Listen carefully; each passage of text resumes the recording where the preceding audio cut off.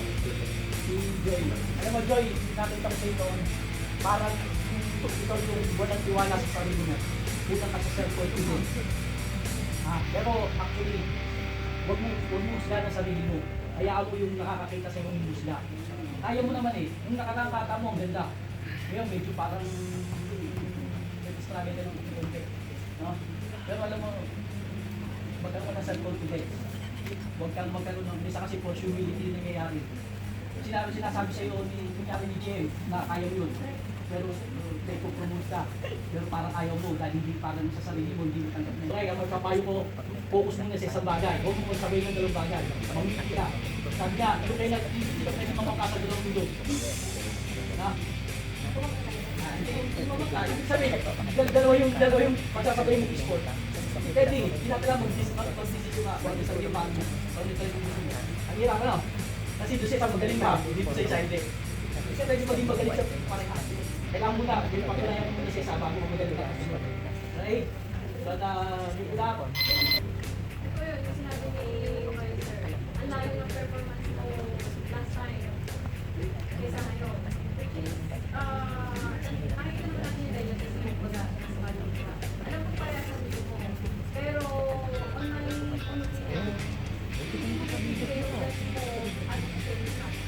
maniwala ka sa akin. Kasi ate, kahit anong gawin mo, hindi mo bibigyan yung best mo. So, nasa sa'yo na na mag-decide dahil nasa yung quality of your decide. Movement mo, nasa tayo rin lahat, kaya lang unang ka. Sa practice. Ano yung kata mo? Awit is natin yung kata mo. Fundamental ka. Layo. Enjoy. Please, labanan mo yung mga mo. Kitang-kita. Pati pag dalawa ng mata mo lahat, kamay mo lahat. Sinicharist ka. Labanan mo. Kaya mo yan. Kung kaya nila, kaya ko rin. Ganun. Ha? Kasi, natatalo ka ng nervous mo eh. Imbis na may perform mo ng maayos, yung parang mas malakas yung dinig mo sa kababundig mo, parang yung nag-i-direct sa'yo. Ha?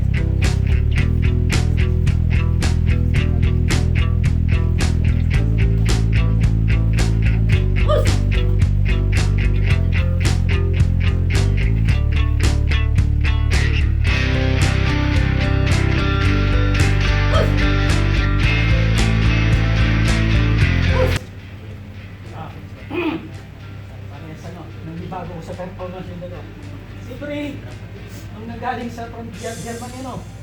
Parang nabago yung iba yung performance mo. Meaning, nakulangan ka na ng practice. Okay? Same kay Ras. Kaya doon mo makikita talaga na pag hindi naging continuous yung ginagawa mo, nagkakaroon din sa parang na may mental block ka, hindi nakakalimutan mo yun. Ganun din si Beverly. Alam mo, napaka-importante yung bata kasi kailangan kabisado mo yun eh. Pag hindi mo kabisado, wala na. Tatapusin mo na lang ng mali. Ngayon, ang ano ko na sa'yo, ang in-expect sa inyo, kayo senior, dapat the more na tumatagal, nakikita sa inyo, lalo na ng mga baguhan, yung malaking improvement. Hindi yung pag nakakarinig ka ng hindi maganda. Treat it as a constructive criticism, not destructive. Don't get distracted. Siguro parang kasi nararamdaman ko na ano na parang nahiya kayo sa mga baguhan, nagaganda ng performance nila.